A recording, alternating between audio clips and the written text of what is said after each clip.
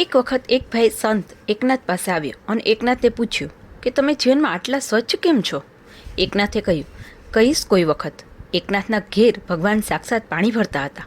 તેમનો પ્રભાવ બહુ જબરો હતો. પેલા ભાઈએ પ્રશ્ન પૂછ્યો. તેના 2-4 મહિના થઈ ગયા, તેથી તે ભાઈ ભૂલી ગયો. એક દિવસ સવારના પ્રહરમાં એકનાથ તે ભાઈના ઘરે દોડતા દોડતા ગયા. પેલા ભાઈ તો પથારીમાં સૂતો હતો. એકનાથે કહ્યું, અર તું હજી સૂતો છે? ઉઠ ઉઠ. પેલા ભાઈએ પૂછ્યું, કેમ?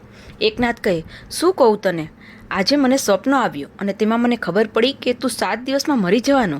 તેથી તારે જે કંઈ કરવું હોય તે કરી લે. 7મે દિવસે તું મરી જવાનો તે નક્કી. તે કાળમાં લોકો બહુ શ્રદ્ધાળુ હતા. તેમાં વળી એકનાથ જેવી અલૌકિક શક્તિ આવીને કહે કે તું 7 દિવસમાં મરી જવાનો, એટલે પેલા ભાઈને થયું કે હું ચોક્કસ મરી જવાનો.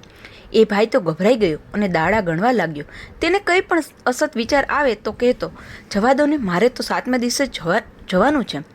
અને ગાળ આપવાનો પ્રસંગ આવે તો ગાળ પણ આપી શકતો નથી. એનું કારણ એના મનમાં સતત એમ લાગતું હતું કે હવે હું જવાનું. આમ કરતાં કરતાં 7 દિવસ વીતી ગયા. સવારના પ્રહારે એ રાત જોતો બેઠો હતો કે હવે મૃત્યુ ક્યારે આવે. બપોર થયા છતાં તે મર્યો નહીં. તેને એમ લાગ્યું કે એકનાથ જેવા મહાપુરુષે કહ્યું, તેથી હું મરીશ તો ચોક્કસ, પણ હજી સુધી કેમ ગયો નહીં. આમ વિચાર કરતો તે બેઠો હતો. એટલામાં બપોરના ટાઈમે ફરી એકનાથ તેને ત્યાં આવ્યા. એકનાથને જોતાં જ તેણે પૂછ્યું, કેમ? એકનાથ મહારાજ, તમે કહ્યું હતું, પણ હું આજે કંઈ મર્યો નથી. આજે 7મો દિવસ છે. એકનાથ કહે, એમ? કંઈ વાંધો નહીં, ભગવાન તને આયુષ્ય આપ્યું તે બહુ સારું થયું. પણ હું તને પૂછું કે આ 7 દિવસમાં તે કેટલા ખરાબ કામો કર્યા? પેલા ભાઈએ કહ્યું, એકેય નહીં. એકનાથે પૂછ્યું, 7 દિવસમાં તે અસત વિચારો કેટલા કર્યા? તે કહે, એકેય નહીં. કેમ? શા માટે? એકનાથે પૂછ્યું.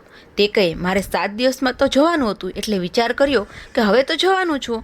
હવે એવા ખરાબ વિચારો અને ખરાબ કામો શા માટે કરવા? એકનાથ કહે, એમ? ત્યારે હવે ખબર પડી હશે કે અમારું જીવન સ્વચ્છ કેમ છે. અમે રોજ વિચારીએ છીએ કે આજે તો અમારે જવાનું છે, તો પછી અમે ખરાબ કામ કરીએ શા માટે? જે માણસ જવાનો જ વિચાર કરે તે માણસ ખરાબ કામ કરે શા માટે? તું મને પૂછતો હતો કે અમારું જીવન સ્વચ્છ શા માટે? કહેવાનું તાત્પર્ય છે કે મૃત્યુના ડરથી માણસ સત્કર્મમાં ધ્યેયનિષ્ઠ જીવન જીવે. બપોરનું કામ સવારે કરે ને આવતીકાલનું કામ આજે કરે. તેનું કારણ એનું કામ થયું કે નહીં તે મૃત્યુ જોતું નથી. સત્કર્મવાદીઓએ મૃત્યુ તરફ સતત ધ્યાન રાખવું જોઈએ. માટે જે કૃષ્ણ ભગવાને ગીતામાં કહ્યું છે કે સવારના ઉઠ્યા પછી મૃત્યુનું ચિંતન કર. જન્મ મૃત્યુ જરાવ્યાથી દુઃખ દોષાનું દર્શનમ.